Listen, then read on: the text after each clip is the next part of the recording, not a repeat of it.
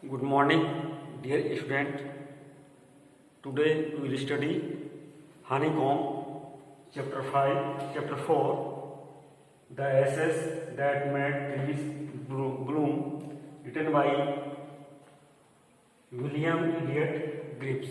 Okay, so please pay attention to understand this chapter.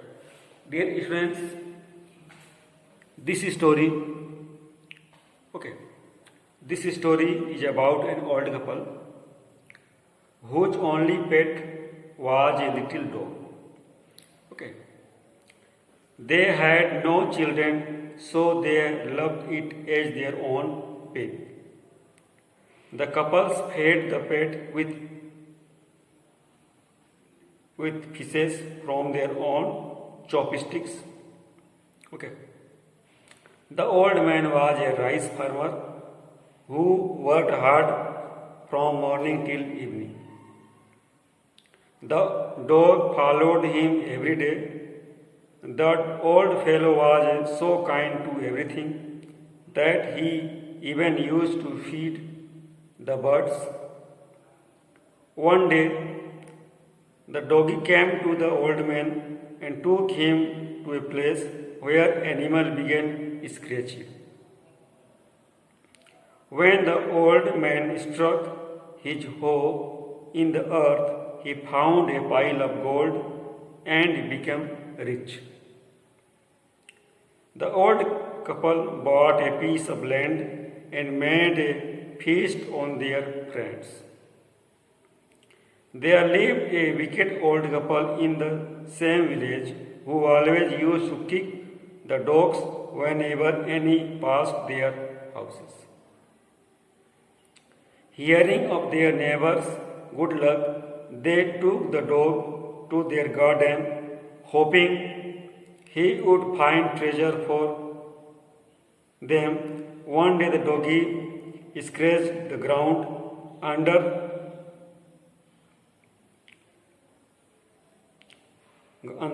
a pine tree. When the greedy old man stuck his hoe, he found a dead kitten. Okay. Furious at the dog, the old woman beat the dog to death and buried its body under the pine tree. When the owner of the dog heard of the dog's death of his pet, he mourned for him. He set a tomb for his dog under the pine tree. That night, the spirit of the dog appeared to him in his dream and asked him to cut down the pine tree and make a mortar for his rice pastry and a meal for his bean sauce. The next morning, the old man did the same. On the New Year Eve, he wished to make some rice pastry. When he put the boiled rice into the mortar, suddenly the mass turned into a heap of gold coins. When the old woman took the hand mill and began to grind the bean sauce, the gold drops like rain.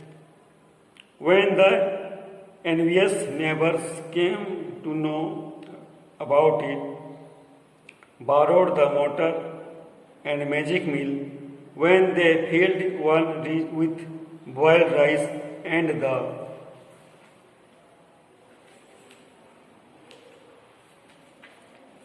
other with beans to grind them, the pastry the same turned into a foul mass of worms. In anger, they chopped the meal into pieces to use a firewood. The spirit of the dog again spoke to the owner, telling him how two wicked people had burnt the meal. It also asked to take the ashes of the meal, sprinkle them on the withered trees, and they would bloom again. The old man awoke and went to his wicked neighbor's house in order to get the ashes. The wicked old man allowed him to take a bucket of the ashes of the mill which they were burning to keep themselves warm. The old man with his wife went to their favorite cherry tree, which was bare due to winters, and sprinkled some ashes on it, and it sprouted blossoms. The news of that spread in the village and also to the covetous couple.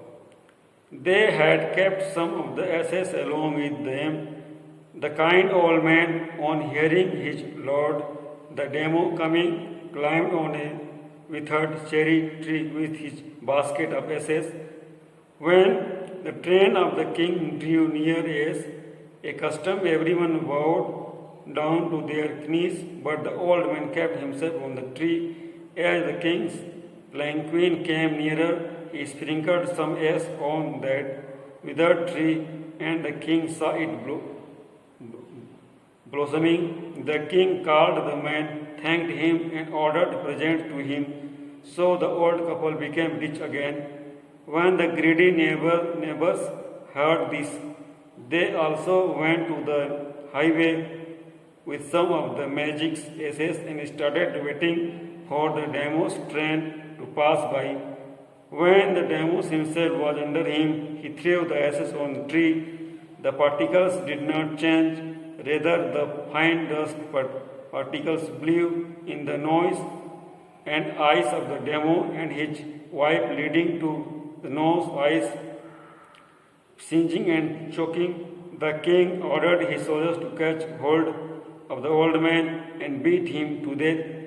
Thus the old wicked man died in the mud, whereas the kind friend of the dog dwelt in peace and plenty with the wife.